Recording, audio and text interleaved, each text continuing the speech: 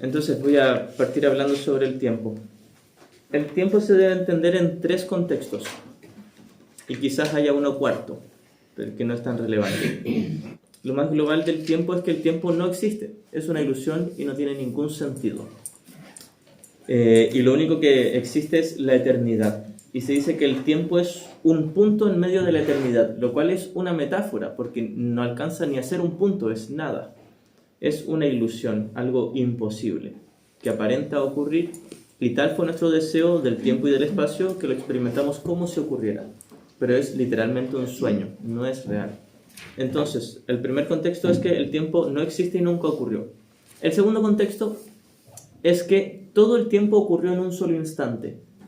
Toda la aparente línea de tiempo fue solo un pestañeo, un chasquido, un instante, una fracción de segundo. Y todo esto sigue siendo metáfora, porque en realidad no se puede cuantificar lo que nunca ocurrió, pero dado que tenemos la experiencia del tiempo, se nos dice que todo el tiempo ocurrió en un solo instante. Es algo holográfico en el sentido de que todo ocurre al mismo tiempo, inmediatamente.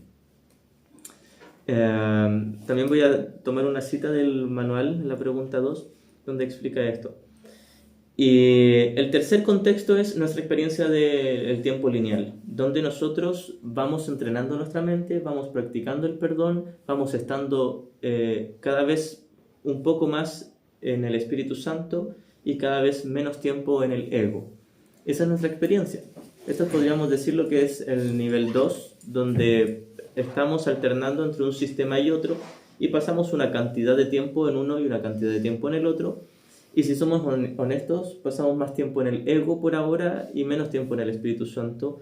Pero va a llegar un momento donde vamos a tener el suficiente entrenamiento para estar más tiempo en el Espíritu Santo y cada vez menos en el ego. Y finalmente nos vamos a quedar solo en el Espíritu Santo y ya no volvemos al ego. Y luego de eso, el último paso lo da Dios, donde nos despierta en la eternidad. Donde no solo nos damos cuenta de que todo ocurrió en un solo instante, sino que nos damos cuenta de que en realidad nunca ocurrió. Entonces, estos son los tres contextos. Podría haber un cuarto contexto. A propósito, el tercer contexto es solo en la butaca, en la mente que está soñando. Puede haber un cuarto contexto que es el mundo de las formas, donde transcurren las imágenes. Entonces, es la mente la que experimenta el tiempo y el espacio. El cuarto contexto, podríamos decir, es los movimientos en la pantalla, que no es tema para el curso. No es tema para el curso el cuánto se demore en transitar algo ahí en el mundo de las formas. Lo que es importante es cuánto tiempo yo quiero estar en el ego y cuánto tiempo yo quiero estar en el Espíritu Santo. Lo cual ya es una ilusión. Entonces, de estos cuatro contextos, solo vamos a ver un poco más en profundidad los primeros tres, porque el cuarto no es tema para el curso. No es tema, por ejemplo, cuánto me demoro en cocinar un plato de comida, me demoro media hora o una hora, eso no es tema para el curso. Da lo mismo si me demoro más o me demoro menos, porque el problema nunca fue las formas, el problema no es el tiempo en la pantalla, el problema es el tiempo en la butaca. El problema es la experiencia del tiempo en cuanto a un lapso de error o de corrección. Porque al final lo único que importa son estas dos alternativas, el ego y el Espíritu Santo. Esto es en el contexto 3. En el contexto 2 podríamos decir que es cuando alguien ya se da cuenta que todo el tiempo es un solo punto en la eternidad. Y vamos a tener mayor claridad de eso a medida que avancemos en la práctica. Y finalmente, cuando lleguemos a lo que el curso llama el mundo real o el estado de iluminación o el sueño feliz, vamos a tener total claridad de que el tiempo no es nada, si bien vamos a seguir por un tiempo experimentando las imágenes, experimentando la percepción, el mundo de la percepción. Entonces, el mundo de la percepción, desde la mente que experimenta la ilusión de tiempo, es una ilusión. Cuando alguien está avanzado, va entendiendo que todo es un solo momento y se da cuenta de que el único tiempo que es relevante es el presente, porque es en el presente donde puede tomar una decisión entre el ego y el Espíritu Santo. Yo tomé una cita, no recuerdo ayer, antes de ayer, sobre la callada respuesta, donde dice que el tiempo no tiene nada que ver con la curación. El tiempo no está involucrado en modo alguno con el proceso de curación, de sanación mental. No estamos hablando de curar el cuerpo, estamos hablando de curar la mente. El tiempo no tiene nada que ver, porque muchas veces uno dice, no, el tiempo sanará mis penas, mis angustias. El tiempo no hace nada. Puede ser que con el tiempo yo me olvide y lo entierre, lo deje muy oculto el dolor, pero el tiempo de por sí no sana. Lo que sana es la toma de decisiones en el presente. Es en el presente donde yo puedo elegir a cada momento si estar en el ego o en el Espíritu Santo. Cuando estoy en el ego, me tomo en serio el tiempo lineal y me tomo en serio la pantalla, creyendo que lo que está pasando ahí es relevante, buscando problemas y soluciones ahí donde no las hay, creyendo que el tiempo me sanará. Cuando estoy en la mente correcta, en el Espíritu Santo, entiendo que el tiempo no tiene absolutamente nada que ver con la curación mental, pero a la vez aprovecho el tiempo, la ilusión de tiempo, para mi práctica. Y esta práctica, no estamos hablando de tomar el libro y leerlo, no estamos hablando de hacer la lección diaria, estamos hablando de examinar la mente y darnos cuenta de que hemos elegido al maestro equivocado y mirar todas las defensas de las que hablamos ayer para descartarlas, mirar el problema tal como lo que es, ya sin ningún envoltorio, mirar lo simple que es y abandonarlo. Entonces Jesús nos dice que el mayor provecho que se le puede sacar al tiempo es esta práctica. De hecho, también nos dice que el propósito que el Espíritu Santo le ha dado al tiempo es el de ser feliz. Y está haciendo referencia a practicar el perdón. No está haciendo referencia a conseguir lo que yo creía que me iba a hacer feliz. Voy a citar del manual la pregunta 2, en el párrafo 2, dice: para entender el plan de enseñanza-aprendizaje de la salvación es necesario entender el concepto de tiempo que expone el curso. La expiación corrige las ilusiones, no lo que es verdad, es decir, deshace las ilusiones en la mente, no puede deshacer lo que es verdad. Corrige, por lo tanto, lo que nunca existió. Lo que es más, el plan para esa corrección se estableció y se completó simultáneamente, puesto que la voluntad de Dios es enteramente ajena al tiempo. La realidad es también ajena al tiempo al ser algo propio de Él. En el instante en que la idea de la separación se adentró en la mente del Hijo de Dios, en ese mismo instante Dios dio su respuesta, la cual es el Espíritu Santo o el principio de expiación. En el tiempo esto ocurrió hace mucho, en la realidad o la eternidad nunca ocurrió. El mundo del tiempo es el mundo de lo ilusorio. Es el comienzo del otro párrafo. Pero nos vamos a quedar con el párrafo 2. Entonces Jesús nos dice, todo ocurrió en un solo instante, dentro de la ilusión del tiempo incluso ya ocurrió todo en un solo instante y ya se resolvió. Solo que desde cada aspecto de la mente, no todos hemos elegido aceptar esa corrección. Pero luego nos dice, en la realidad o en la eternidad no pasó nada, nunca ocurrió. Y esto se vuelve algo paradójico, porque en la realidad no hay un ego ni un Espíritu Santo.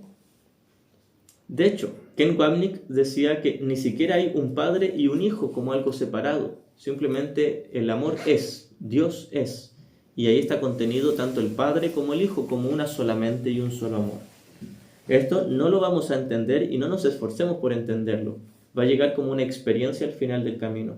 Nuestra única función por ahora es practicar el perdón, el instante santo, aceptar la curación o la expiación para nosotros mismos.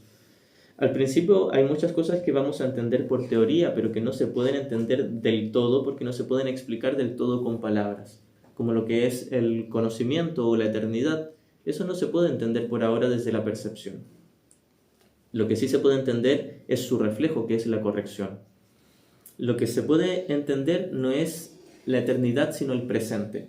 El presente es en realidad el instante santo. Y no se debe confundir con el estar atento a las imágenes, los sonidos, los olores, los colores. Eso no es el presente. Hay muchas disciplinas espirituales que te dicen que estar en el presente es poner atención a las imágenes.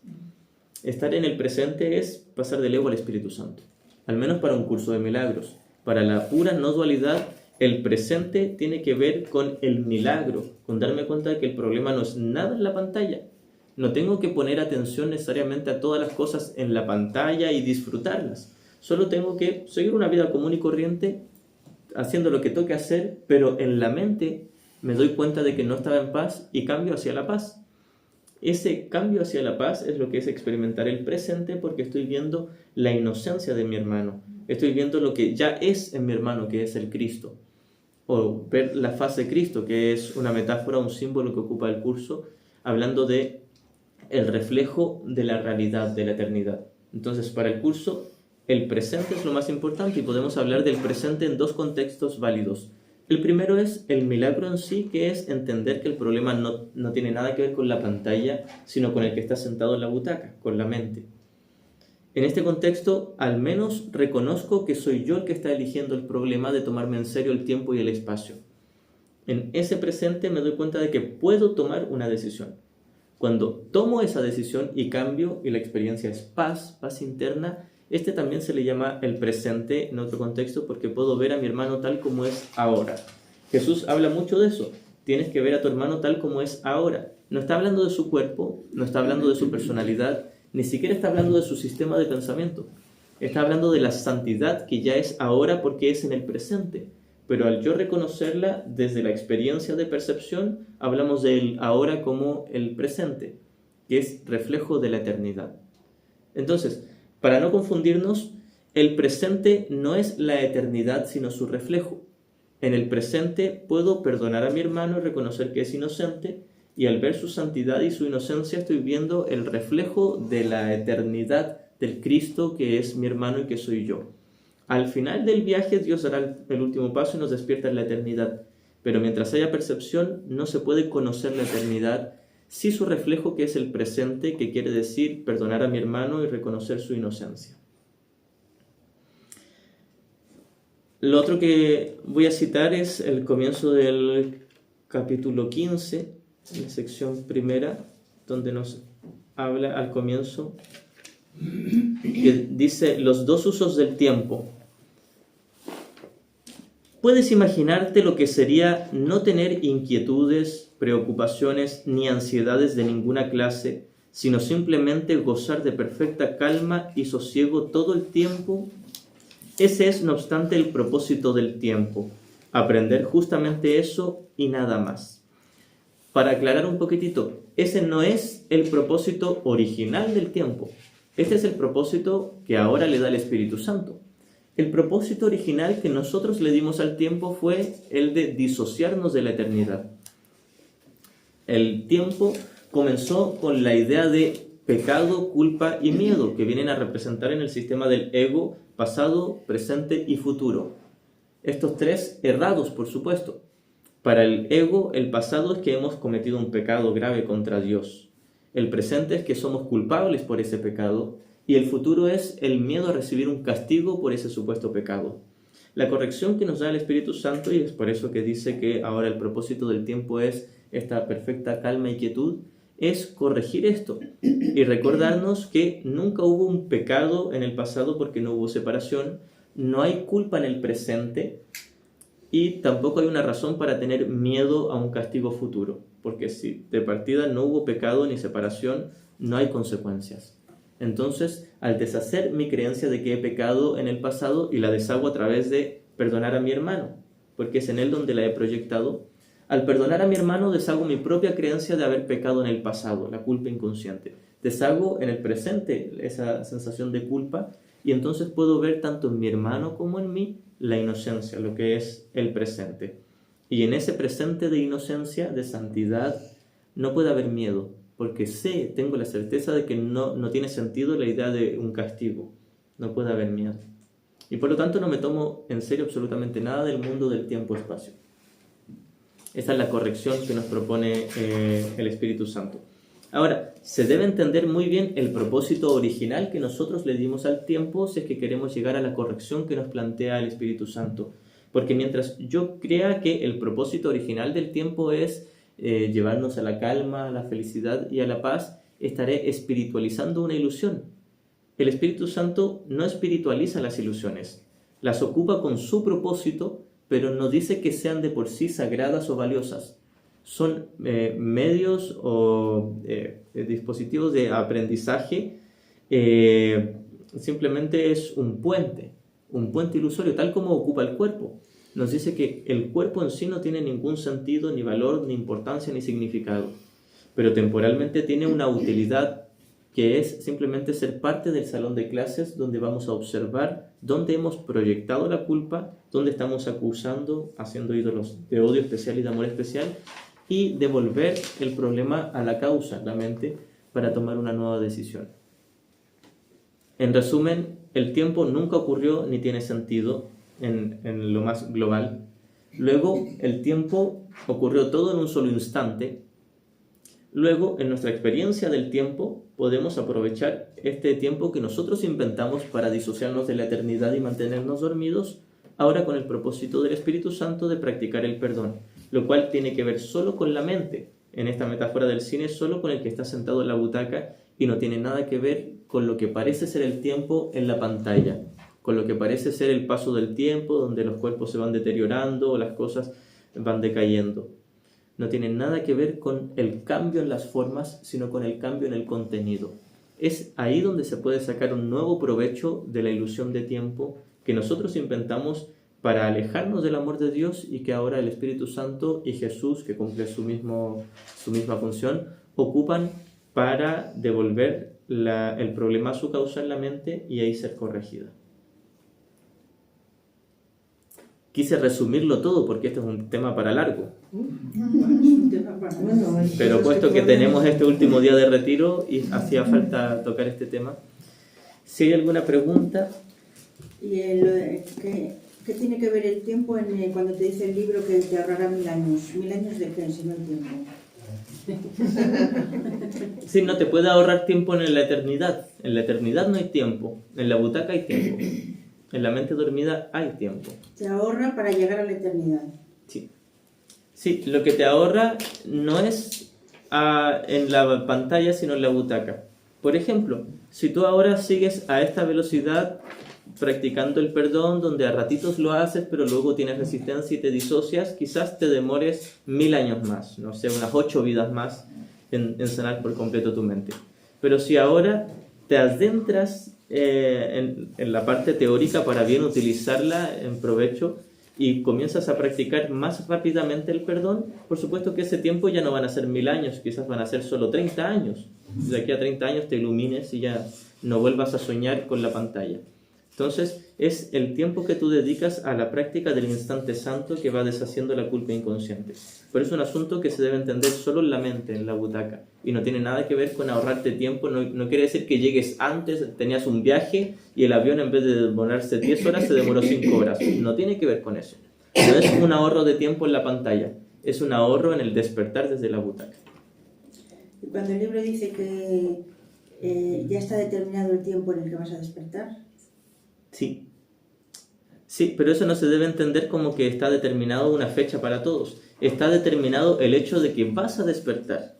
El cuando tú estés lista para eso va a depender de ti. El último paso depende de Dios. El estar lista para que Dios dé el último paso depende de ti. Pero de que va a ocurrir, va a ocurrir. Está determinado porque es inevitable, es inminente. Vas a elegir perdonarlo todo y vas a llegar a ese punto. Como la frase que corrige Jesús de una frase bíblica que dice: muchos son los llamados, pocos los elegidos, y Jesús lo corrige y dice: todos son llamados, pocos eligen escuchar, pero finalmente todos escucharán.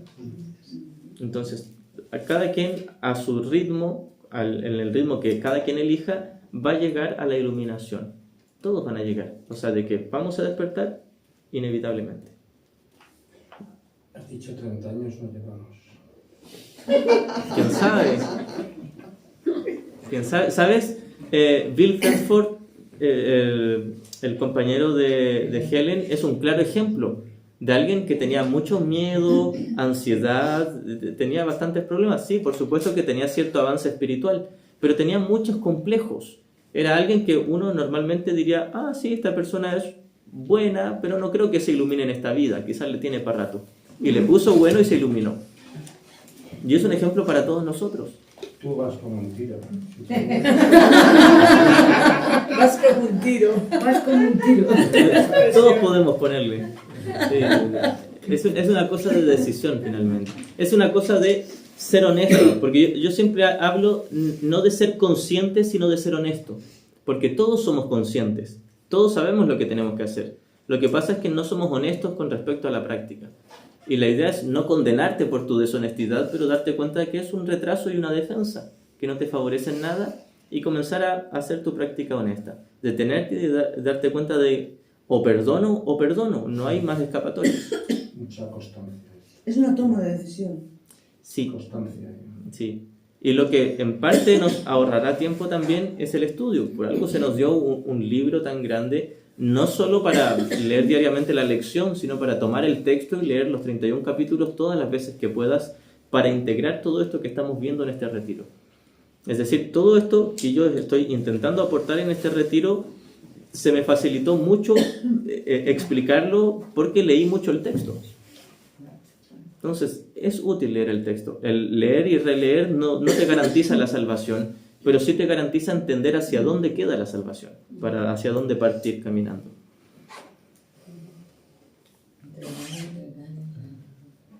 Tienen que poner un examen. Para ti. Forzar ahí. Una posición. Un examen al final del año y el que no pasa fuera curso de milagros. Ahora tú si estudiabas. Sí, pero no hace falta examen, no pasamos ninguno. O sea, No, todo lo contrario. No, y no serviría de mucho un examen porque alguien se puede aprender de memoria lo que dice y si no lo practica en su mente. Esto es llevártelo a tu interior, está claro. Exactamente. Sí, en lo que debemos ser más honestos es en el especialismo y en el placer, porque con nuestro entrenamiento se nos hace más o menos ya fácil entender cuando estamos enojados, cuando nos sentimos heridos. Pero por lo general somos muy hábiles para ocultar cuando estamos embobados y llenos de placer porque lo confundimos con la paz. Lo camuflamos con un velo, con una cubierta de supuesta paz que nunca fue. Y no es diferente. Ese estado de embobamiento es exactamente igual que el odio y el asesinato, pero nosotros los disfrazamos. Decimos, no, esto está un poquito más cerca, déjamelo un ratito. Nosotros queremos un pedacito de ego y si quedas con un pedacito de ego, te quedas con todo el ego. ¿Qué es eso? Lo que no queremos es dejar los juguetitos y queremos estar ahí. Las flores del camino. Sí, y luego, Pues lo que tenemos en luego sufrimos y tenemos depresión. Uno dice, pero ¿de dónde viene toda esta angustia? Y no nos damos cuenta de que es equivalente a toda la inversión que pusimos en el mundo. Es exactamente lo mismo. Mientras más adores el mundo, más sentirás sufrimiento y depresión. Y eso debería ser motivación suficiente para querer dejar el mundo. Al menos en tu mente. No tienes que abandonar físicamente las cosas, pero soltar la inversión en la mente. Bien, si alguien más tiene una pregunta del tiempo, y si no, le damos con el tema del perdón. La estrella. Ya, esta es la lección 121. Dice, el perdón es la llave de la felicidad. Yo ayer leí los primeros 8 párrafos de la que sigue a esta lección, que es la 122. Y aquí, por supuesto, te toca un tema muy similar, pero va contrastando lo que nosotros hacemos en nuestro error y luego nos dice lo que deberíamos hacer. Es decir, nos muestra el error, lo que no es el perdón, y luego sí nos muestra lo que realmente es el verdadero perdón. Dice, el perdón es la llave de la felicidad. He aquí la respuesta a tu búsqueda de paz. He aquí lo que dará significado a un mundo que no parece tener sentido. El mundo en sí no tiene sentido y nunca lo va a tener realmente. Pero lo que hace el perdón es ocuparlo como un salón de clases. El perdón en realidad no hace que el mundo tenga sentido. Porque muchas veces en nuestro intento de ser espirituales decimos, ay, no, estoy frustrado porque todavía no hallo el sentido de la vida. Y Jesús dice, tu vida, entre comillas, no tiene sentido y nunca lo tendrá. Es imposible que la mentira tenga sentido y este mundo es una mentira. A lo que se refiere Jesús con darle otro sentido es reconocer que no es nada, pero que yo pensaba que era algo y abandonar esa creencia de que era algo. Ese es el único propósito que se le puede dar al mundo, reconocer que no tiene propósito intrínseco. Porque si no vamos a seguir eternamente embobados y haciendo nuevos ídolos. He aquí lo que dará significado a un mundo que no parece tener sentido. He aquí el camino que conduce a la seguridad en medio de aparentes peligros que parecen acecharte en cada recodo y socavar todas tus esperanzas de poder hallar alguna vez paz y tranquilidad. Muchas veces uno dice, yo quisiera ser feliz y quisiera encontrar lo mío, pero el mundo no me deja y me pone muchos límites y trabas, y le echamos la culpa a nuestros padres porque ya pusimos nuestra meta en algo allá afuera. Cuando yo tenga tal cantidad de dinero, tal profesión o una familia, etcétera, voy a ser feliz. Pero luego nos volvemos como los conspiranoicos de decir, no los poderosos no me dejan lograr mi objetivo. Y quizás sí, quizás haya gente ahí que ponga ciertos límites para que tú no logres cosas en el mundo. Pero ¿por qué querrías lograr esas cosas en el mundo si nunca te darían felicidad? Claro. Sí, quizás tengan razón con respecto a lo que está pasando en el mundo, pero no tienen razón con respecto a que tú no tengas felicidad, porque ese es asunto de cada quien. Mi felicidad depende de mí, no depende de que yo logre todos mis propósitos y mis metas en un mundo que nunca existió. Entonces, retomo la línea 3, dice, he aquí el camino que conduce a la seguridad en medio de aparentes peligros que parecen acecharte en cada recodo y socavar todas tus esperanzas de poder hallar alguna vez paz y tranquilidad. Con esta idea, todas tus preguntas quedan contestadas. Con esta idea queda asegurado de una vez por todas el fin de toda incertidumbre. La mente que no perdona vive amedrentada y no le da margen al amor para ser lo que es, ni para que pueda desplegar sus alas en paz y remontarse por encima de la confusión del mundo. La mente que no perdona está triste, sin esperanzas de poder hallar alivio o liberarse del dolor. La mente que no perdona está triste. Esto no tiene nada que ver con los sucesos del mundo, porque muchas veces uno confunde sufrimiento con que mi pareja me abandone, que tenga una quiebra económica, que haya enfermedad en mi cuerpo o en el cuerpo de un ser querido, y nada de eso es sufrimiento. Todos esos son cambios en las formas que son neutros, porque son una ilusión, no son nada. Sufrimiento es la falta de paz en mi mente por mi decisión de tomarme en serio lo que está pasando ahí. Sufrimiento no es lo que pasa en el mundo de las formas. Sufrimiento es una elección voluntaria en la mente. Y esta elección es voluntaria, es libre.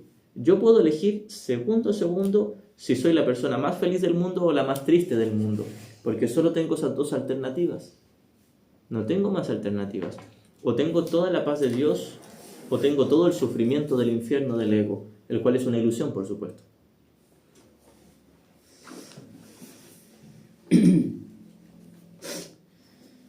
La mente que no perdona está triste, sin esperanzas de poder hallar alivio o liberarse del dolor.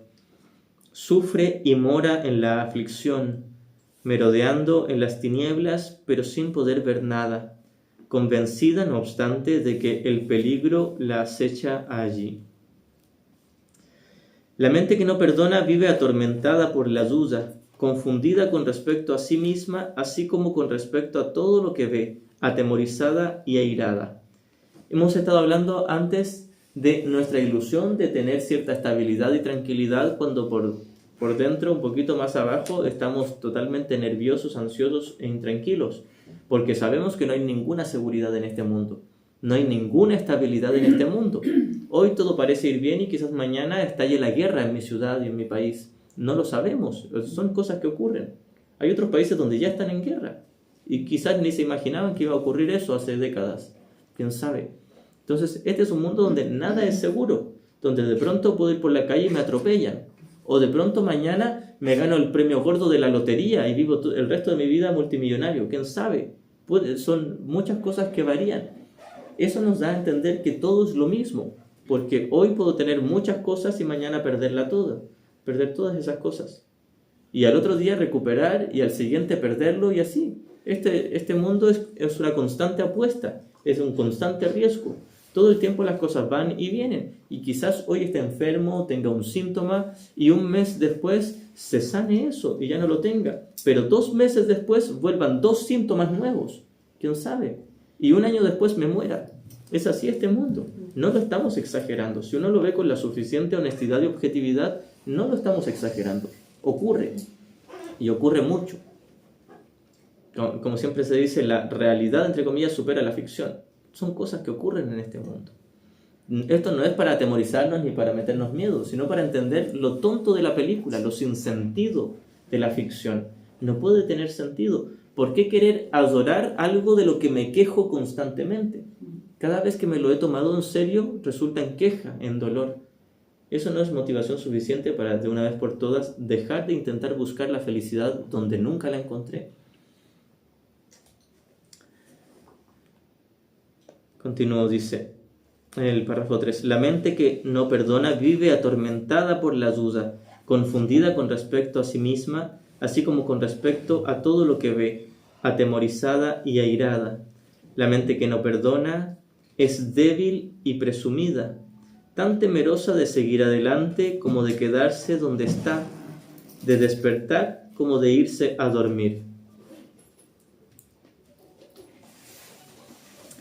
Voy a repetir esta última línea, y esto me recuerda a lo que tú, Shima, habías estado hablando ayer.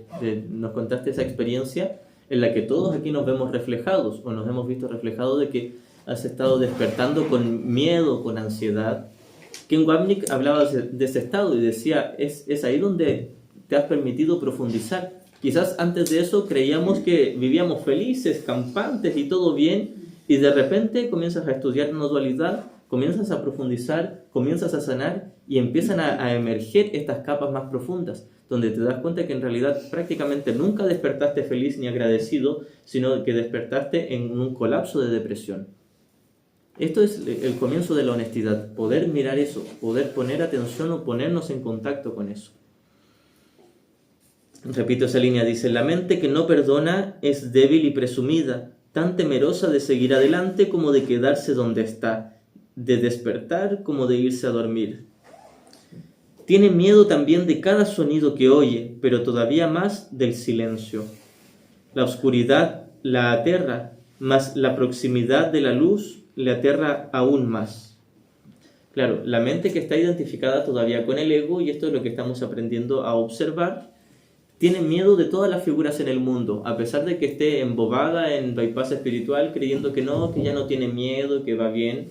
En realidad, bajo eso tiene mucho miedo a todo, pero más miedo aún tiene a la libertad, a la luz y a la verdad que subyace a todo eso. Esto es lo que estuvimos viendo también anteriormente con las secciones el miedo a mirar dentro y el miedo a la redención, donde se explicaban estas 2 capas de miedo. Tengo miedo a mirar toda la oscuridad en mi interior, pero más miedo me da mirar la luz en mi interior. A propósito, en la sección 4, creo que es el 19, que son los obstáculos a la paz, el último obstáculo, que es el miedo a Dios, ese es el mayor miedo, el miedo a Dios, a su amor, a la libertad. Y en realidad cuando uno lee esa subsección, casi ni habla de Dios, habla todo el tiempo del prójimo, habla del perdón que tienes que darle a tu hermano, porque es allí donde has visto tu relación con Dios. Los demás tenemos que trabajar.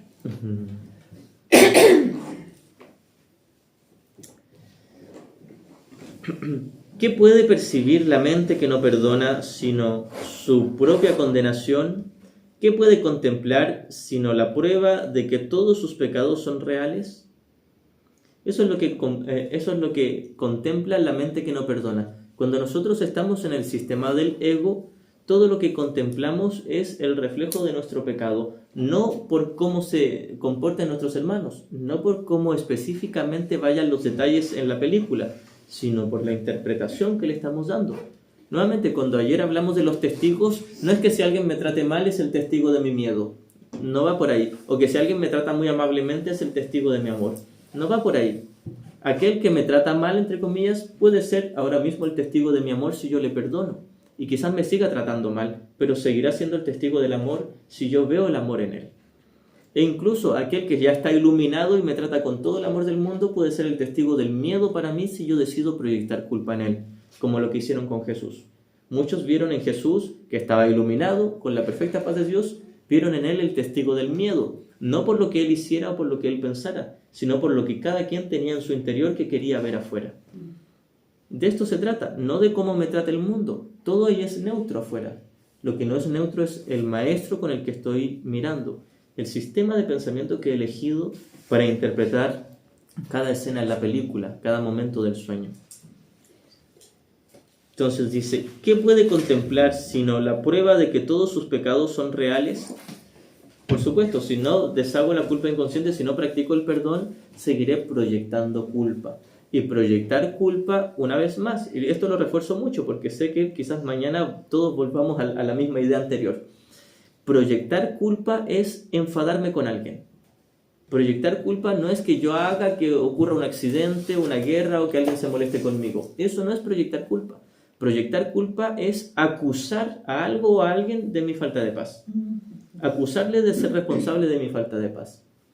No es que alguien me trate mal, ni que alguien me trate bien. Es yo poner un juicio de ataque en esa figura o en esa situación. Eso es lo que es proyectar culpa. Proyectar culpa en un curso de milagros, en el nivel 2, se ocupa exactamente igual como en la psicología. En psicología, proyectar es querer juzgar en alguien algo de lo que yo me siento culpable. Juzgo a mis hermanos y digo, ellos fueron responsables de la separación, no yo. Eso es lo que es proyectar en el nivel 2. El nivel 2 es la mente que percibe. En el nivel 1, donde se contrasta conocimiento con percepción, proyectar es la manifestación de todo el universo. Por eso es solo en el nivel 1 y luego ya no se toca. Y de ahí en adelante, cada vez que Jesús habla de proyectar, habla de un pensamiento de acusación y no necesariamente de que yo maneje cómo se manifiestan las cosas. No quiere decir que yo sea responsable de cómo me trate el mundo. Solo soy responsable de si quiero proyectar, es decir, juzgar, o bien extender, que quiere decir perdonar. Continúo. Dice,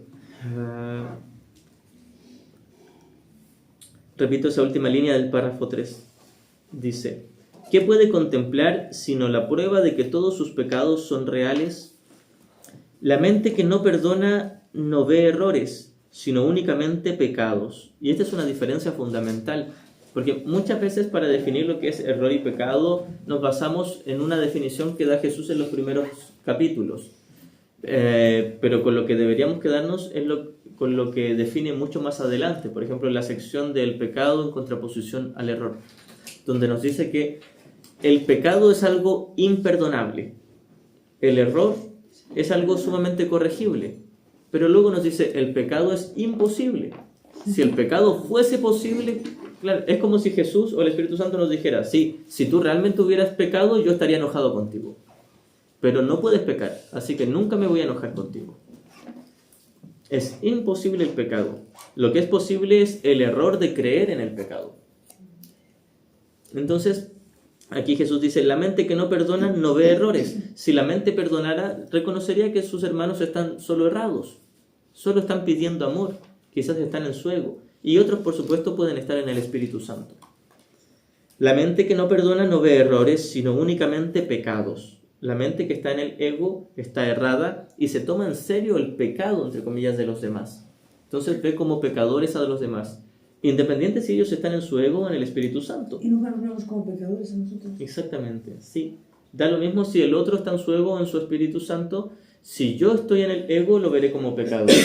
Incluso si es Jesús y ya está iluminado, lo veré como pecador o una figura temible. Que nuevamente es lo que todos hicimos o lo que hizo la gente con Jesús. La mayoría de los que estaban ahí veían en él una figura temible. Lo veían a él como el pecador, el blasfemo, el hereje. Lo veían como una figura temible. Y él ya estaba en el Espíritu Santo, en perfecta paz. Pero también nosotros nos vemos pecadores a nosotros mismos. Exactamente, y esa es la raíz de por qué queremos ver pecado en los demás, porque primero lo vimos en nosotros. Matiza Nosotros pecado o error. Error que no hay intención y pecado. Nuevamente, error es elegir al ego. El pecado nunca existió ni va a existir. pero el pecado es lo que yo creo ver cuando estoy en el error. Si yo estoy eligiendo el error, me autoengañaré creyendo que el pecado existe. Pero es un error creer que exista porque no existe. ¿Se entiende? No hay pecado y nunca lo hubo. Pon un ejemplo gráfico. Ya, un ejemplo es que si ahora yo me enfado con, por ejemplo, mi pareja y estoy enrabiado porque no hizo lo que yo quería que hiciera, estoy errado. Pero dentro de ese error me he comprado la creencia de que esa persona está pecando, de que es pecadora. No pecó, es imposible que cometiera pecado, incluso si está en el ego. Ya sea si está en el ego o en el Espíritu Santo no va a importar. Hagamos cuenta como que está en su ego y que está errada esa persona. Si yo le miro desde el error, desde mi ego, veré su error como si fuera un pecado. Es la justificación. El pecado es la justificación del error. Claro, el querer ver pecado afuera proviene de que primero pensé que había pecado en mí. Está totalmente unido, ¿no? El error al pecado. No. Lo que pasa es que el error es la percepción errónea que me lleva a creer que existe el pecado. El pecado es imposible, nunca existió ni va a existir. Es como la proyección. Sí. Realmente, si yo pierdo mi paz es porque estoy creyendo en el pecado. Estoy viendo pecado, pero estoy viendo algo que no está ahí, que nunca lo estuvo. Y si ese error no ves, no te Pero da la paz. si yo cambio y me paso al Espíritu Santo, si es que la otra persona está en su ego, puedo reconocer que está errada. Y puedo reconocer que yo antes de pasar a la paz estaba también errado. Entonces, hay un error cada vez que estamos en el ego, pero nunca hubo pecado. Sin embargo, cuando tú estás en el ego, desde la visión errada, creerás, te inventarás, imaginarás como si el pecado existiera y lo experimentarás como si doliera, pero no te puede hacer nada. Tiene su amiga, pues. Entonces, por eso Jesús en esta sección, el pecado en contraposición al error, dice, el pecado de ser real conllevaría un castigo mortal, pero no lo es. Entonces, cuando tú estás en el ego, crees que el pecado es real y por lo tanto crees que está justificado condenarle, atacarle. Una vez que pasas al Espíritu Santo te das cuenta de que tu ataque nunca estuvo justificado, porque nunca hubo pecado. Y quizás incluso la otra persona ni siquiera estaba errada, quizás estaba en el Espíritu Santo en perfecta paz. O bien quizás estaba en su ego. Si estaba en su ego, la otra persona estaba errada. Si estaba en el Espíritu Santo, estaba en la corrección. Pero ahora que yo estoy en el Espíritu Santo, puedo distinguir que, ya sea si está en el ego o en el Espíritu Santo, nunca cometió pecado. Es que no, o sea, yo no sé si Cristina está en el Espíritu Santo o en el no sé. Yo Sí, tengo en última con ella instancia. una discusión, una discrepancia. Entonces, ¿hasta qué punto es pecado? Nunca va a ser pecado, nunca lo fue, nunca lo es, nunca lo será. Por ningún motivo jamás podría ocurrir un pecado. No existe. Lo que Eso puede es la ocurrir percepción, la es mi percepción. creencia de que hubo pecado. Eso, Pero es la creencia que nos han inculcado desde que somos pequeños. Eres pecador y te vas a condenar. Pero es falso eso, no hay pecado. No existe Ahora, pecado. nuevamente, los demás no son los responsables de mi decisión de creer en el pecado. Soy yo el que me gusta la idea de pecado y decidí creer en ella porque es mi defensa para conservar mi yo especial. Entonces, es clavarme con sangre de que nadie peca conmigo. Porque no existe el Que no pecado. existe. No, pero eso de yo decirme, nunca nadie peca conmigo. Y no pasa por repetírtelo muchas Ya. veces, sino por Es verlo. practicar el perdón. Eso. Exactamente. Es que tú ves el del otro, el pecado, porque está dentro de ti. Sí, proyección, ¿no? Entonces, Proyección. lo que nosotros entendemos como pecado, eso es imperdonable para nosotros. Sin embargo, si vemos el error se puede corregir. Se Sí, puede pero perdonar. nosotros lo entendemos como error, algo venial, algo pequeño. Claro, que se puede corregir. Sin Y embargo, el pecado es imperdonable. Mi chica me engaña con otros, es un pecado mortal. Para ti. Para Claro, mí, por lo la que pasa es que creencia, esos son los conceptos que por conveniencia pusimos nosotros. por la creencia que tienes. De que Pero es una creencia. nosotros pusimos esos grados para mantener secretamente la idea de pecado, para mantenerla vigente. Claro, entonces, claro, por lo general uno juzga como que alguien me pasó a llevar el hombro sin querer, un error. Pero alguien vino y me golpeó muy fuerte en el hombro y es un pecado. Pero en realidad ninguno de por sí es ni error ni pecado porque solo son formas, son neutras. Si yo estoy en el ego, estoy en un error. Si mi hermano está en el ego, está en un error. No importa la forma en que se manifieste. Es el... Y entonces yo estoy discutiendo con esa persona y cómo sé yo si esa persona está en el ego o está en el espíritu. No te debería interesar. Te tiene que importar tu mente. Sí, lo que debería importar es si tú tienes paz o no tienes paz. Sí. Quizás una vez que tengas paz, vas a notar si la otra persona estaba en el ego o en el Espíritu Santo. Y si notas que está en su ego, sabrás que era solo un error y no un pecado. Y si notas que está en el Espíritu Santo, sabrás que en realidad te estaba extendiendo amor. Incluso, por supuesto, desde nuestro ego también podemos notar si alguien más está en el ego. Solo que no solo lo notamos, sino que lo condenamos. Y el condenar el error de alguien es la creencia de que está pecando, de que es un pecado. Ya estando yo en mi ego, siempre voy a juzgar todos los errores como pecados. E incluso la corrección también la voy a juzgar como pecado. Todo lo voy a juzgar como pecado. Desde el ego, para el ego todo es pecado. La segunda ley del caos, la sección segunda del 23, dice que nadie se salva de ser pecador. Si yo estoy en el ego, veré a todos como pecadores, estén en el ego o en el Espíritu Santo, porque estaré proyectando culpa en todos por igual. Incluso si hago una selección de con estos odio especial y con estos otros amor especial, incluso en aquellos que tengo una idolatría de amor especial, estoy proyectando culpa. Sí, también es tu reacción también, ¿no? Frente a los demás, donde estás reaccionando a una acción, estás en un teatro, tú eres también un personaje y otro personaje te da una bofetada y a ti no te sienta mal porque sabes que es un teatro. Ahora bien, si viene alguien y te da una bofetada, ojo, la cosa cambia, o sea, la reacción que tienes con uno, sabiendo que estás interactuando en un teatro con otra persona, no te sienta mal porque dentro de ese guión hay una bofetada. Pero si alguien de tal te da una bofetada, dices, conchos, ya esa reacción es mucho más agresiva.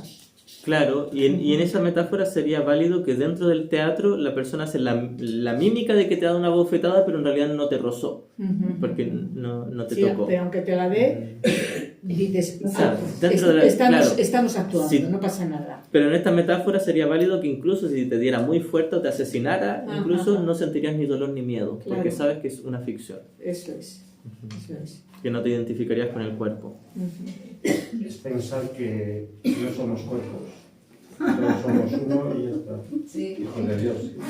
Sí, hijos de Dios. Sí, es la Sí. No emoción somos cuerpos, que pongas no un... te están haciendo nada. Sí. Pero aquí, nuevamente, la clave de aquí no es meterme en la mente y autoconvencerme de que esto es una mentira. La clave de aquí es dejar de acusar a mi hermano solamente. Ese es el perdón. Sí. Y el origen de esto es que yo me quedo separada de Dios, ahí empieza toda la historia. Y me creo pecadora y veo el pecador afuera. Si yo me recuerdo que nunca me he separado y estoy con el Padre, tengo que ver la inocencia en todo. ¿No? Sí, porque el pecado, la idea que tenemos del pecado, que es falso, no existe, tiene porque nos sentimos culpables. Me separo. Primero me separo, es el pecado, la culpa y el miedo. El pecado que no existe, luego no hay culpa, luego no tenemos que tener miedo. Es que es así de simple.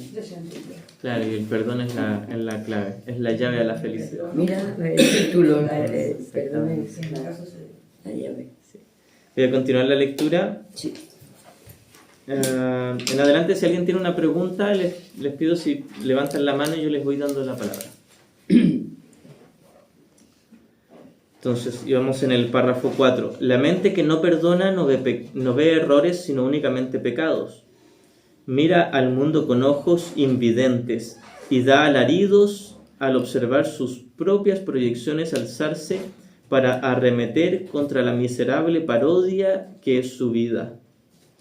Es decir, se toma en serio el mundo y se lo toma en serio porque está proyectando culpa. Y una vez más, estamos hablando de tomarse en serio. No quiere decir que yo maneje lo que ocurra allá afuera.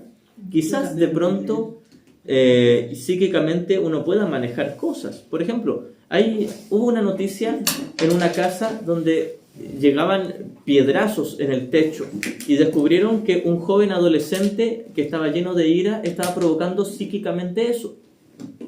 Sí, hay casos donde uno psíquicamente puede controlar ciertas cosas, tal vez no todas, pero cuando el curso habla de proyectar, no está hablando de manejar o mover las cosas allá afuera, está hablando de poner un pensamiento de ataque, una interpretación errada. Siempre estamos hablando del contenido y no del suceso en sí, porque quizás dentro de esa casa hubo una madre, la mamá de este chico adolescente, que no tenía nada que ver con las piedras que caían en el techo. Y cualquiera diría, ah, si ella estaba ahí, lo estaba experimentando, ella estaba proyectando eso. No, lo estaba proyectando su hijo, o lo estaba manifestando su hijo. Pero si ella tiene un pensamiento de ataque contra el suceso de que caigan piedras en el techo, ella está teniendo un pensamiento de proyección. Ella no provocó los piedrazos, pero sí se está provocando su miedo y su falta de paz al tomarse en serio los piedrazos. ¿Se entiende? No es que todo lo que ocurra yo lo hice. No va por ahí. El curso no se mete ahí. La nueva era se mete ahí porque es muy atractivo. Porque la nueva era te dice que puedes cambiar las cosas en el mundo. El curso no te garantiza que tú puedas cambiar las cosas en el mundo. No he hecho. Es un camino que nació como una supuesta corrección al cristianismo, donde de pronto también toca algunos temas del cristianismo, pero se abre un poquitito más como a lo místico, lo astral, lo esotérico. Claro, y ahí está mucho la creencia de que tú puedes manejar todo en este mundo con tu mente, que en efecto quizás alguien podría, pero no es tema para el curso. No es tema para el curso el desarrollar poderes psíquicos. Hay una sección en el manual donde habla de eso. Entonces dice el párrafo 4, repito la línea 2, dice, mira al mundo con ojos invidentes, es decir, sin la visión. A eso se refiere con ojos invidentes, donde puede percibir, pero en realidad no puede ver con la visión de Cristo. Con ojos invidentes y da alaridos al observar sus propias proyecciones alzarse para arremeter contra la miserable parodia que es su vida. La miserable parodia que es su vida es su cuerpo, su personaje, su historia. El personaje tanto físico como psicológico. Esta es la parodia de vida que hemos construido. Entonces vemos este yo individual y este personaje como a alguien indefenso, como la víctima del mundo. Primeramente, en el nivel 1 es cierto que nos inventamos el programa que dio lugar a todo el mundo manifiesto, al universo de tiempo-espacio. Y lo construimos de tal forma para que pareciera funcionar como si siempre tuviéramos una excusa para victimizarnos. Hicimos ese tipo de funcionamiento en el mundo, donde todos los cuerpos todo el tiempo tienen un montón de necesidades y necesitan suplirlas. Todo el tiempo falta algo y necesitamos algo externamente. O todo el tiempo tenemos que arrebatarle algo a alguien para nosotros apropiárnoslo. Inventamos ya el mundo de esa manera. No hay cómo cambiar esa ley de siempre alguien tiene que perder para que otro gane. Esa es la ley que rige la pantalla. El punto es que nosotros no estamos en la pantalla, ni somos el cuerpo ni somos el personaje. Somos la mente, el soñador que es libre de o tomarse en serio el mundo, identificarse con el personaje, o reconocer que es solo una película y que ya está a salvo desde la butaca, viéndola como el soñador del sueño. Entonces, en el nivel 1 es cierto que nos inventamos el mundo para que funcionara de tal manera que pareciera temible. Incluso si luego lo adornamos y nos hacemos creer que sí funciona, lo inventamos específicamente para que no funcionara. De ahí esta frase de Ken Wapnick que decía, el mundo es una solución no funcional a un problema inexistente. El mundo es un intento de resolver la idea de separación y culpa, pero no lo resuelve y no existe el problema. Nunca ocurrió la separación, ni el pecado, ni la culpa, pero nos inventamos el mundo para proyectar la culpa allá afuera en un intento de deshacernos de ella. Pero por mucho que proyectemos la culpa allá afuera, la sensación de culpa no se deshace, la ilusión de culpa no se va. De hecho, se refuerza mientras proyectemos, mientras acusemos. Y nos inventamos el mundo para sustituir el amor de Dios, llenar un vacío, una sensación de soledad. Y por mucho que juntamos y juntamos juguetes, no se va la soledad. Entonces es una solución, entre comillas, que no funciona, que intenta resolver un problema que nunca existió. A saber, el pecado y la soledad. No existen. Entonces, ya en el nivel 1 nos inventamos un mundo que parece funcionar, pero que realmente no funciona, y lo inventamos precisamente para que no funcione, con tal de tener siempre una excusa de victimizarnos. Pero que realmente no es nada, tampoco tiene el poder de quitarnos la paz. Desde el nivel 2 hablamos de proyectar o ocupar la proyección en cuanto a interpretación.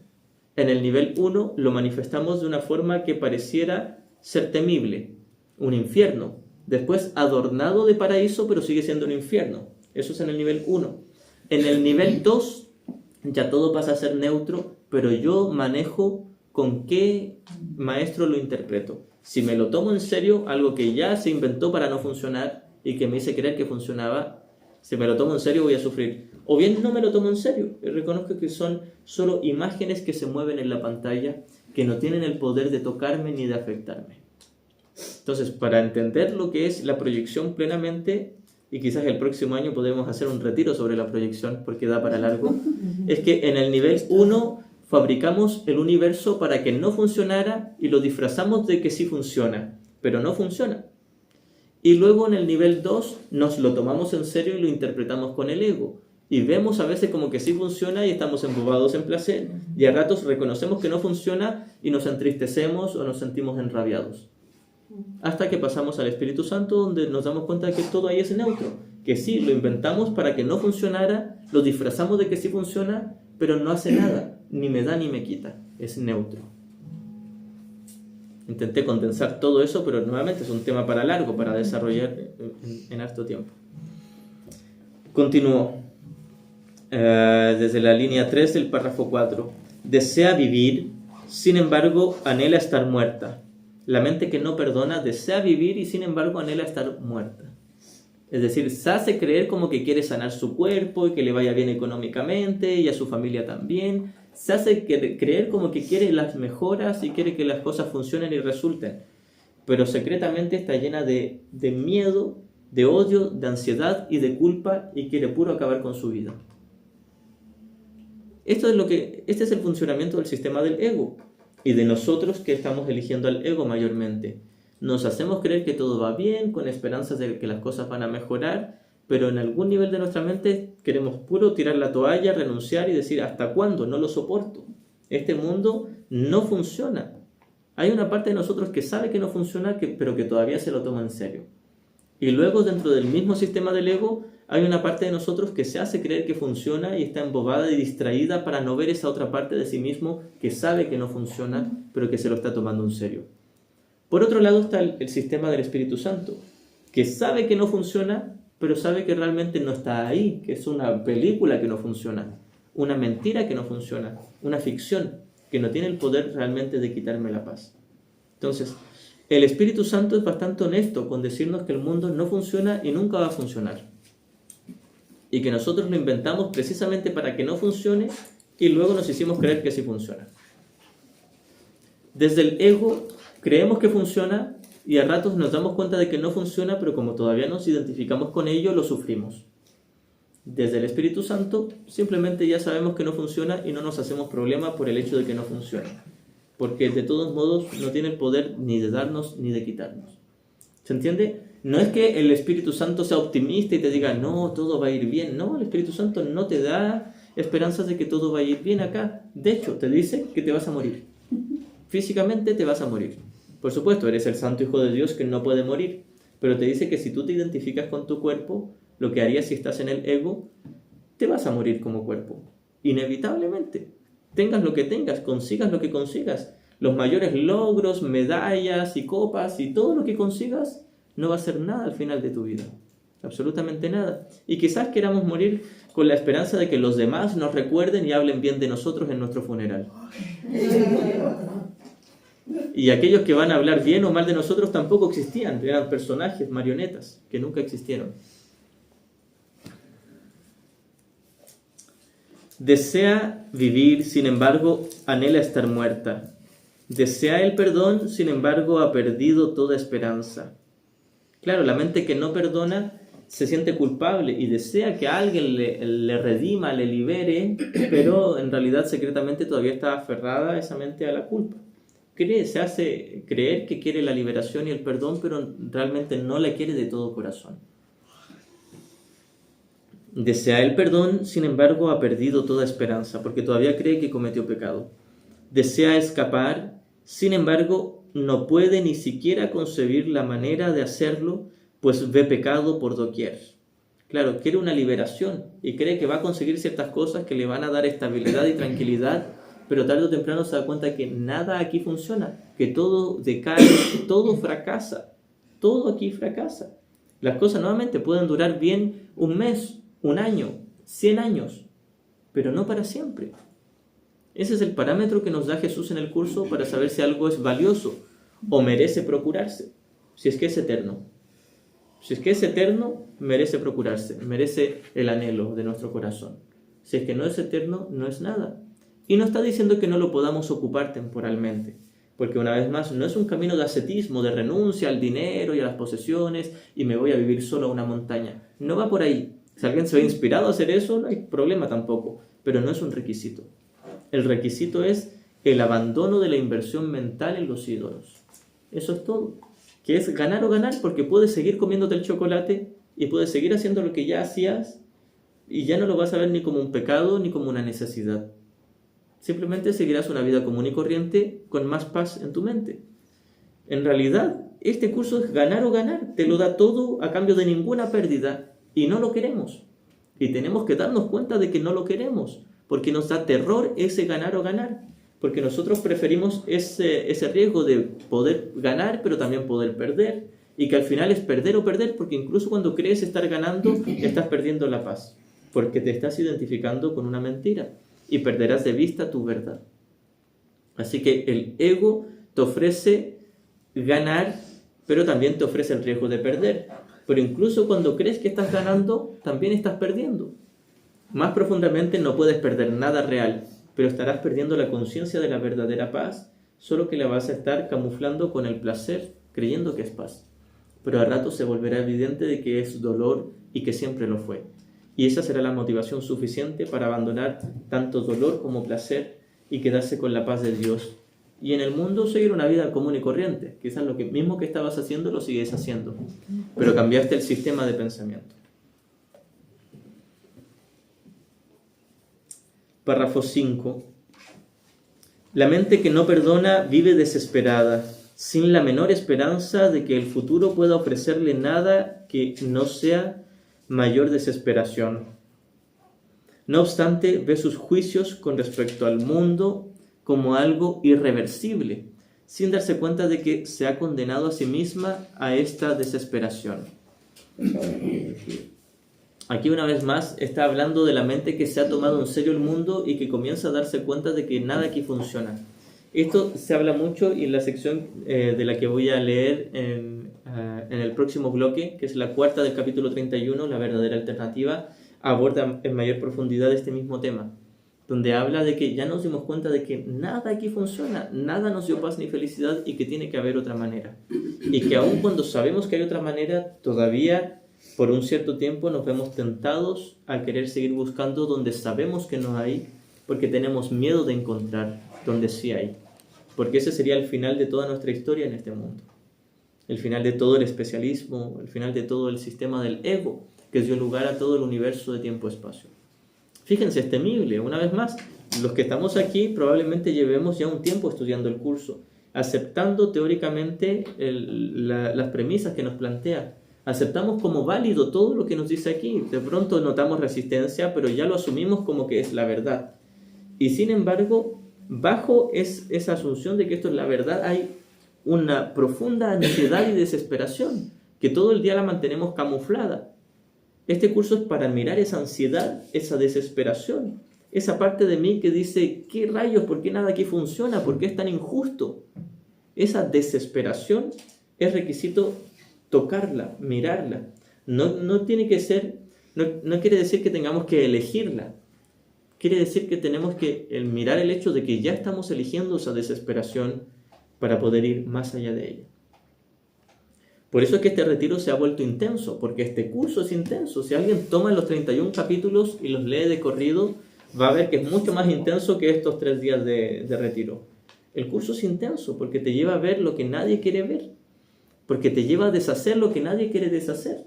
Las bases, los cimientos del sistema de pensamiento de todo el universo, de todo tu cuerpo y los cuerpos que conoces, de toda tu vida, tu historia, tus memorias, todo queda en nada.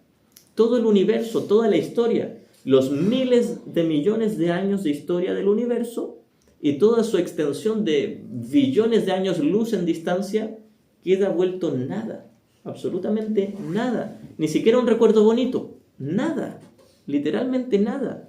Si ponemos contacto hacia donde nos está dirigiendo Jesús con este curso, nos vamos a dar cuenta de eso. Y al principio lo vamos a aceptar, porque quizás ya estemos cansados del mundo, pero quizás en una conferencia de Ken Wapnick, él decía, y espero no estén estudiando esto por las razones equivocadas.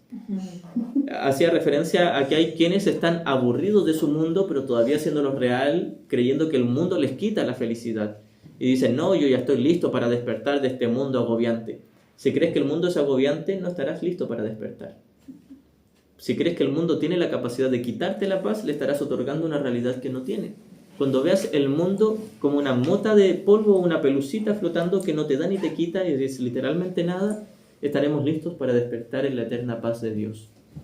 Pero el trabajo aquí es profundizar, ponerme en contacto no con mi práctica diaria de las lecciones y a ratitos leer el texto, ponerme en contacto con la desesperación, la agonía, mis ganas de salir apresurado a quitarme la vida porque no me gusta este mundo. Tengo que ponerme en contacto con eso, con la parte de mí que sabe que nada aquí funciona, con la parte de mí que está a punto de derrumbarse y que todos los días quiere llorar. Tengo que ponerme en contacto con esa parte, para luego ir a cumbres de felicidad, como se nos dice después en el texto en lo que vamos a leer. Nuevamente, es intenso, pero es intenso porque nosotros quisimos hacerlo intenso y ahora tenemos que mirar esa supuesta intensidad para darnos cuenta de que no es nada y de que ya estábamos eternamente a salvo en el reino.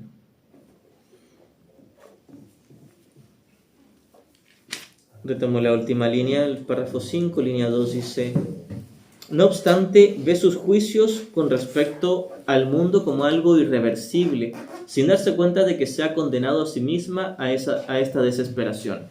Esto es lo que llamaríamos la resignación, donde decimos, no, ya este es un mundo de caos y estoy condenado a sufrir y no hay nada que hacer.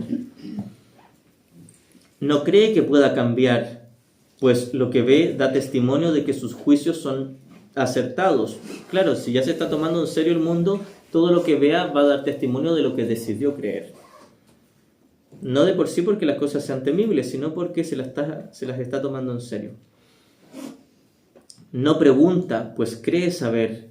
No cuestiona, convencida de que tiene razón. Esto nos conecta con una línea al comienzo de la sección no busques fuera de ti mismo, la 7ª del 29, donde nos dice, ¿preferirías tener la razón a ser feliz? Y aquí toca el mismo tema, dice, no cuestiona, convencida de que tiene razón.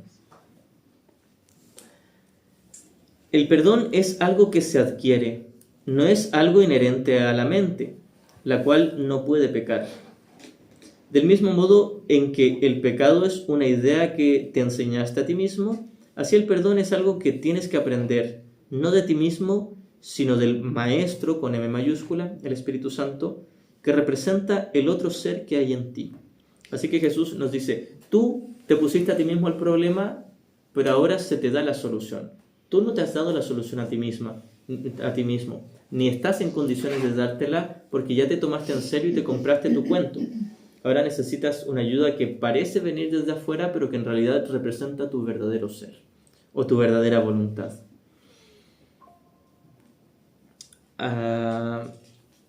Que representa el otro ser que hay en ti.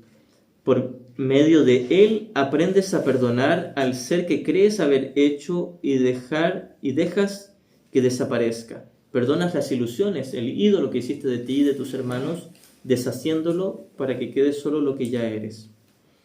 De esta manera le devuelves tu mente en su totalidad a aquel que es tu ser, el Cristo, el cual no puede pecar. Cada mente que no perdona te presenta la oportunidad de enseñar a la tuya cómo perdonarse a sí misma.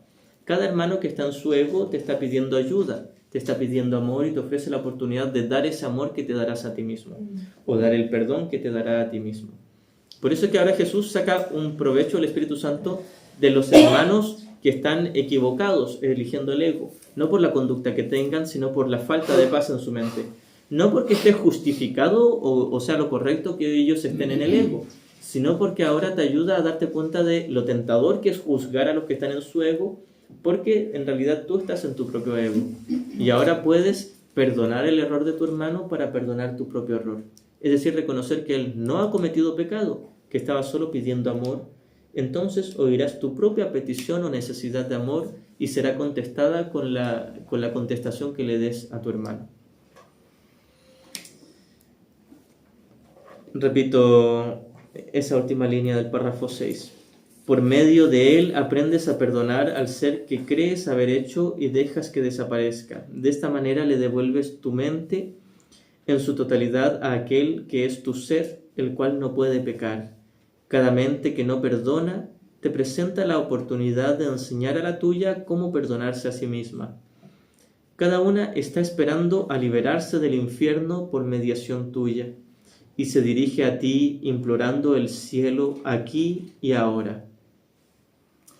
Esto no se debe tomar literal, no es que las personas que estén llenas de odio también me estén suplicando diciendo, oye, por favor, libérame, mi liberación depende de ti.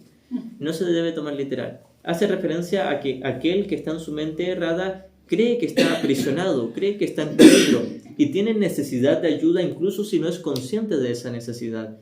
Y yo, que estoy intentando practicar el perdón, si concreto ese perdón, estaré siendo un símbolo. Seré la representación, la manifestación de la verdadera alternativa para aquel hermano que necesitaba ver esa luz. No porque yo decida qué maestro va a elegir él ahora. No puedo tomar su tomador de decisiones y obligarle a estar en el Espíritu Santo y tener paz. No puedo controlar su libre albedrío. Lo que puedo hacer es elegir qué enseñarle. Jesús nos dice, puedes elegir qué enseñarle a tus hermanos. No puedes elegir lo que ellos quieran aprender, pero sí al menos puedes presentarle lo que ellos podrían elegir.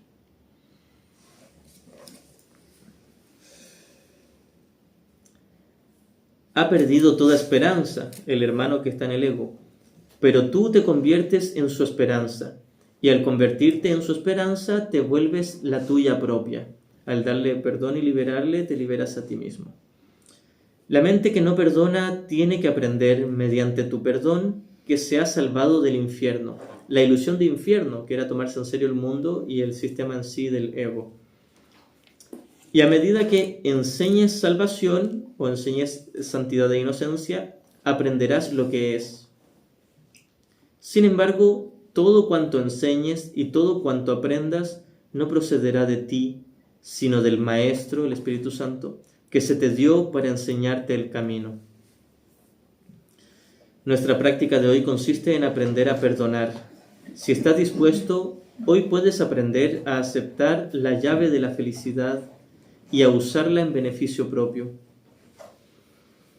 Vamos a dejar hasta aquí esta lectura porque de ahí vienen algunas indicaciones de la lección diaria, pero como no estamos en la lección, lo que quería sacar provecho es de esto, de mirar todo lo que hace la mente que no perdona, nuestra mente cuando está en el ego. Que esto es muy similar a lo que toca también más adelante, y de hecho lo vamos a citar de una. Al comienzo de la segunda parte del libro de ejercicios empieza la pregunta que dice, ¿qué es el perdón? ¿Del libro de ejercicios? Sí, la segunda parte. La 221. Claro. Gracias. Antes de la 221 está la pregunta que dice, ¿qué es el perdón? Y dice... Madre, que el subrayado lo tengo. Leo desde el párrafo 2. Lo primero dice que el perdón es reconocer que tu hermano nunca cometió pecado. Párrafo 2 dice, un pensamiento que no perdona es aquel que emite un juicio que no pone en duda a pesar de que no es verdad. Este es el mismo tema, el pensamiento que no perdona, lo que hacemos desde el ego, lo que hacemos como pensamiento y no como conducta. Un pensamiento que no perdona es aquel que emite un juicio que no pone en duda a pesar de que no es verdad. Cuando creo tener la razón porque según yo tengo pruebas y testigos de lo que me hicieron, a pesar de que es un sueño. La mente se ha cerrado y no puede liberarse. Dicho pensamiento protege la proyección, protege mi creencia de que el otro es culpable, apretando aún más sus cadenas de manera que las distorsiones resulten más sutiles y turbias, menos susceptibles de ser puestas en duda y más alejadas de la razón. Mientras sostenga mi ataque, estaré convencido de que está justificado ese ataque. Pero cuando tome la decisión de abandonar ese ataque, entonces llegará el pensamiento lúcido de que es evidente de que mi hermano nunca cometió pecado. Mientras sostenga el ego y esté atacando, creeré tener las pruebas y los testigos, porque me tomaré en serio aquello que he decidido juzgar. Cuando cambio de maestro, me doy cuenta de que nunca tuvo fundamento mi ataque. ¿Qué puede interponerse entre una proyección fija y el objetivo que ésta ha elegido como su deseada meta? La proyección fija es el ataque, el juicio de acusación. ¿Qué se puede interponer entre esto y la meta de querer ver la culpa en alguien más para yo intentar salvarme? Un pensamiento que no perdona hace muchas cosas, persigue su objetivo frenéticamente, retorciendo y volcando todo aquello que cree que se interpone en su camino. Es decir, cuando estamos en el ego, empecinados en demostrar que la otra persona es la culpable, lo que hacemos es tomar el verdadero perdón y alejarlo lo más posible de nosotros. Tomamos todo lo que sea inocencia y la prueba de la santidad como algo absurdo y lo lanzamos muy lejos porque le tenemos miedo. Porque una vez que acepto eso como la única verdad, tendré que aceptarlo de mí y tendré que reconocer que nunca hubo pecado en mí y eso quiere decir que nunca existí como alguien individual. Y eso sí es temible para el sistema del ego y para nosotros que somos tan adictos al ego. Por eso es que debemos entender que nuestro mayor miedo no es a lo que nos hagan nuestros hermanos. Nuestro mayor miedo es a perdonarles y unirnos en dulce paz con ellos, porque eso desharía mi culpa inconsciente, la que quise sostener para mantener mi experiencia de un yo individual y un yo especial.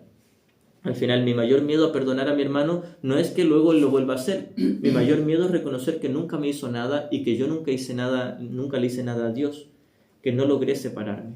Ese es finalmente el mayor miedo, reconocer que no solo estoy equivocado con respecto a lo que creo que me hizo mi hermano, estoy más profundamente equivocado con respecto a lo que yo creí y deseé haberle hecho a mi padre. Deseaba arrebatarle su vida para yo tener mi propio reino separado de él. Ese era mi deseo descabellado acerca de algo imposible, que pierde total sentido cuando la culpa o el pecado, entre comillas, que vi en mi hermano pierde sentido. Cuando perdono a mi hermano, me perdono a mí y me libero. Ese es nuestro mayor miedo. Tenemos que darnos cuenta de que ese es nuestro mayor miedo, porque si no vamos a creer que sí queremos perdonar para liberarnos, cuando en realidad no notamos que liberarnos conlleva abandonar toda la experiencia de un yo especial e individual, lo cual por supuesto llega al final cuando Dios será el último paso, pero es hacia allí a donde nos dirigimos y nos da terror dirigirnos hacia ese punto. Entonces tenemos que entender que lo que nos da miedo de perdonar no es porque vayan a hacernos lo mismo. Tenemos miedo de perdonar porque tenemos miedo de liberarnos a nosotros mismos y despertar. Y continúo, dice, repito el párrafo 3, un pensamiento que no perdona hace muchas cosas, persigue su objetivo frenéticamente, retorciendo y volcando todo aquello que cree que se interpone en su camino. Su propósito es distorsionar, lo cual es también el medio por el que procura alcanzarlo.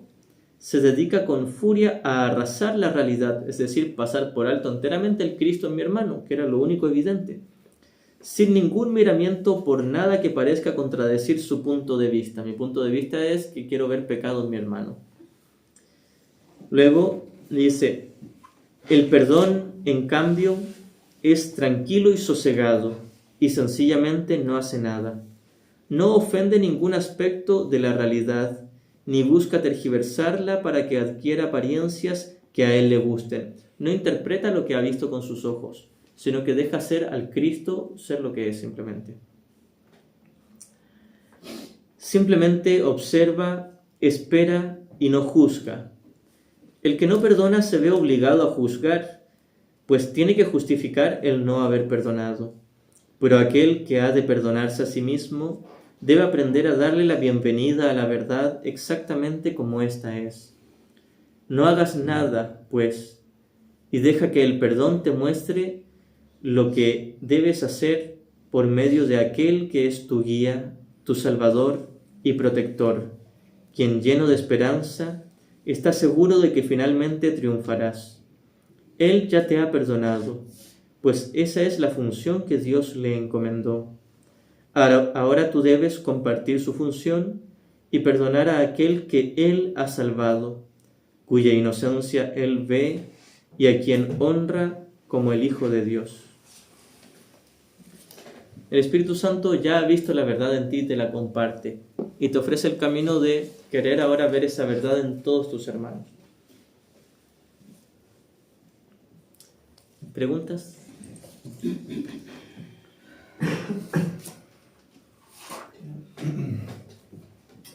Yo tengo claro que yo me perdono a través de mi hermano, pero también yo no perdono a nadie.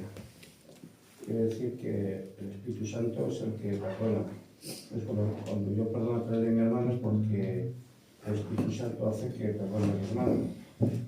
Sí, pero no nos debemos confundir con los distintos contextos. Va a haber un contexto donde se te dice que tú no perdonas y en otros te dice que tienes que perdonar, que es tu única función.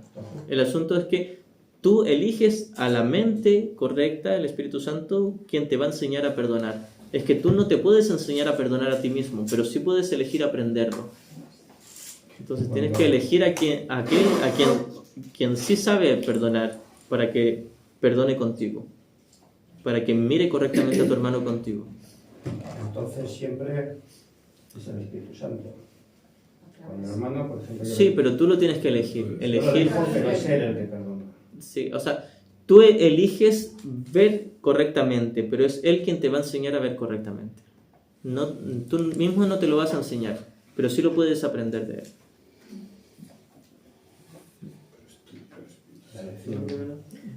Tenemos una mente totalmente selectiva, porque, vamos a ver, mi círculo, o sea, yo estoy en el medio de diferentes círculos, cada vez más grandes, estoy en el medio.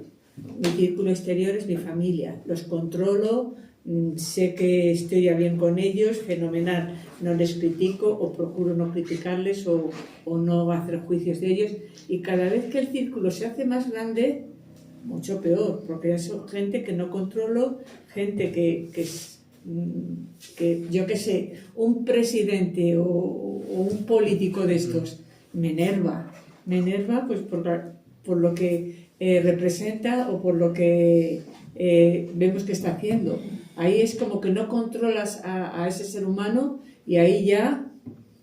Pero en realidad nunca controlaste a nadie, nunca podrías. No sé, pero a lo mejor es el conocimiento, que no conozca a esa gente.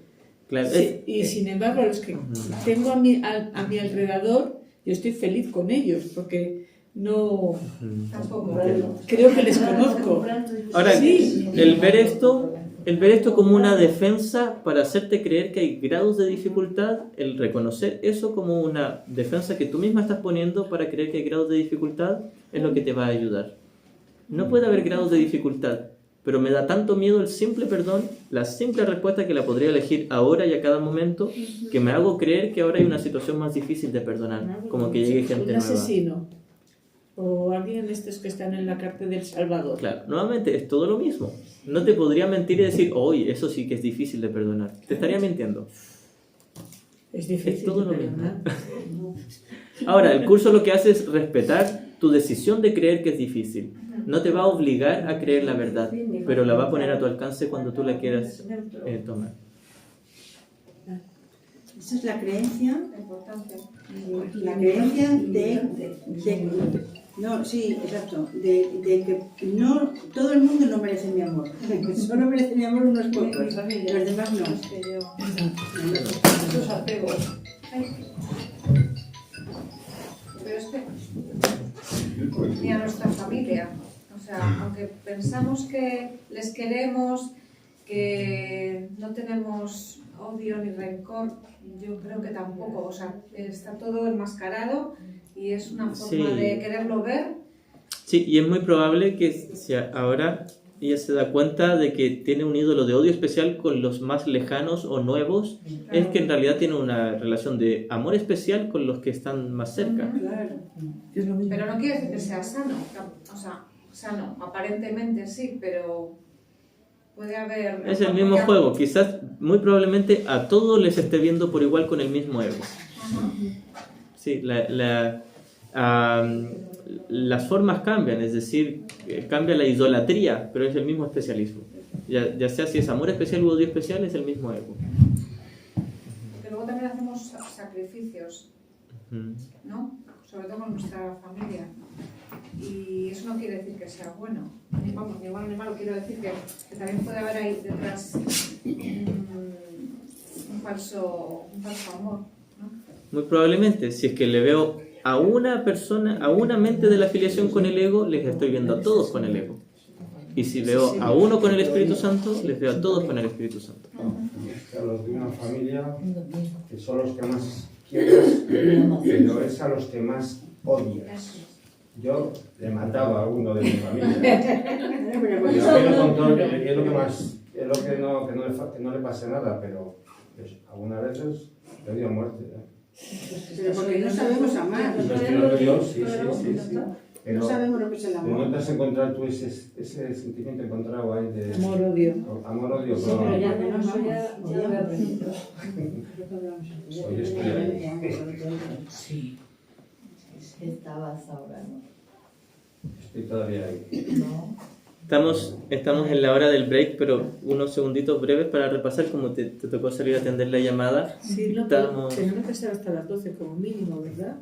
No, tenemos que hacer lo que queramos. Ah, bueno, pero te quiero decir que el break no hay café abajo. No hay café, pero Ah, podemos pues hacerlo vale. ahora o Claro, dentro tienes el descanso para ir a tomar agua, ir al Vale. baño. Yo creo que sí, que necesitamos mover las Sí. piezas. Respirar un poco. Sí, Perdón. sí. Lo que pasa es que estamos hablando de que muy probablemente tú creas que tienes más perdonados a los cercanos, pero quizás sigue siendo amor especial. Claro. Por supuesto, eso no quiere decir que no hayas practicado. Sí, algunas cosas sí has sanado. Pero si todavía hay alguien externo en quien estás haciendo un ídolo de odio especial, y si hay rechazo o aparente dificultad, hay odio especial, es muy probable que también tengas amor especial con los cercanos, y debajo de ese amor especial incluso hay odio especial todavía ahí.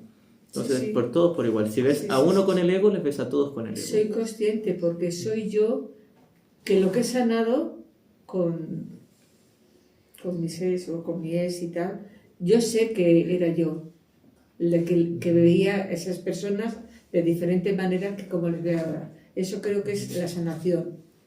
Pero claro, no he trabajado con todo el mundo, está claro. No, y tampoco tienes que trabajar No, pero con todo el mundo. tengo que cambiar ese Pero chip. sí tienes... Ese chip ampliarle. Ahí, Jesús dice que no tienes que encontrar a cada miembro de la afiliación para poder practicar, sino simplemente no excluir a alguno en particular.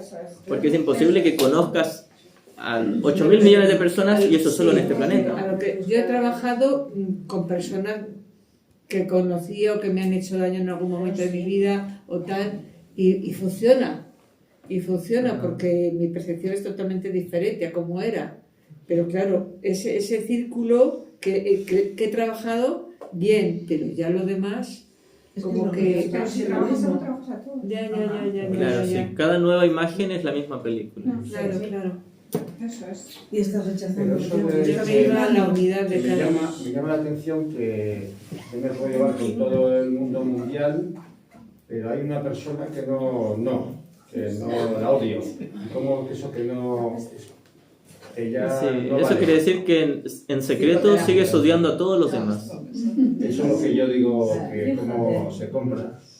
No se compra. Solo tienes que ser honesto en darte cuenta que muy probablemente la mayoría de aquellos con quienes creías llevarte bien era solo amor especial. Sí. Eso no quiere decir que no haya habido sanación, que por supuesto has tenido tu práctica y has sanado parte, pero quizás si esa sanación no ha sido completa, la parte que queda todavía está disfrazada de amor especial, haciéndote creer que es total sanación, pero debajo de ese amor especial todavía hay odio.